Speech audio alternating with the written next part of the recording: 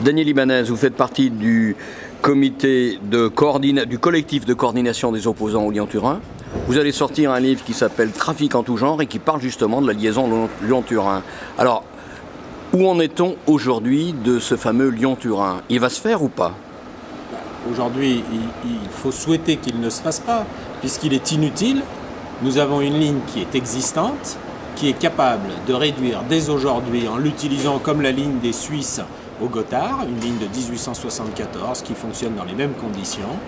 Nous sommes en mesure de réduire dès aujourd'hui d'1,3 million le nombre de camions. C'est la raison d'ailleurs pour laquelle nous avons porté plainte pour mise en danger de la vie d'autrui avec des députés Europe Écologie Les Verts, avec un nombre d'opposants à ce projet. Utilisons l'existant dès aujourd'hui, c'est possible, ce n'est pas nous qui le disons. Alors justement, il y a des études de la Commission européenne, il y a des études y compris de Réseau Ferré de France et Réseau Ferré italien, c'est-à-dire ceux qui mettent en œuvre les lignes ferroviaires. Exactement, alors on s'étonne parce que d'un côté, c'est Mr Hyde et Mr Jekyll dans cette affaire. D'un côté, on nous explique qu'il faudrait une nouvelle ligne, alors que de l'autre côté, quand on va chercher les documents qui sont un petit peu cachés par-ci par-là, on s'aperçoit qu'en fait, tout est prévu pour faire sur le réseau existant. Parce que le réseau existant permet d'atteindre dès aujourd'hui l'objectif de l'Europe pour 2050. Et pour une raison très simple, c'est que cette ligne est capable de faire 20 millions de tonnes de marchandises et qu'on n'en fait que 3,4 millions. Alors, utilisons-la. Dans le flux nord-sud, c'est-à-dire qui arrive de Paris via la Bourgogne et qui pourrait aller vers l'Italie et plus loin, il y a déjà eu des travaux effectivement d'effectuer pour faire passer ces convois? Alors, aujourd'hui, vous avez une ligne nord-sud qui ne passe pas du tout par la montagne, qui fait Perpignan jusqu'au Luxembourg. Ils font 50 000 camions par an, alors que c'est la circulation sur l'autoroute du Sud en 2 jours.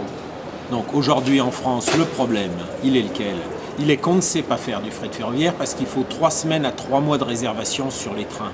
Parce que les temps de chargement sur les trains sont inacceptables. Donc utilisons ce que l'on sait faire, utilisons l'existant, développons le fret ferroviaire dans son organisation et dans ses matériels. C'est ça l'urgence.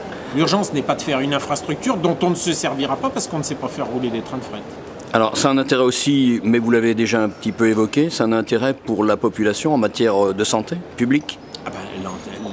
Aujourd'hui, on nous propose un projet qui coûte 30 milliards d'euros, alors que vous avez 80% de la pollution dans les agglomérations alpines qui provient des voitures individuelles. Et alors, on est desservi par des lignes uniques en matière de voyageurs pour Annecy et pour Chambéry. Doublons ces lignes avec un budget bien inférieur, puisque c'est 1 milliard d'euros pour doubler ces lignes. Doublons ces lignes, on aura moins de voitures et utilisons l'existant pour transporter les marchandises, parce que là, effectivement, c'est tout de suite et maintenant, comme le dirait notre président de la République.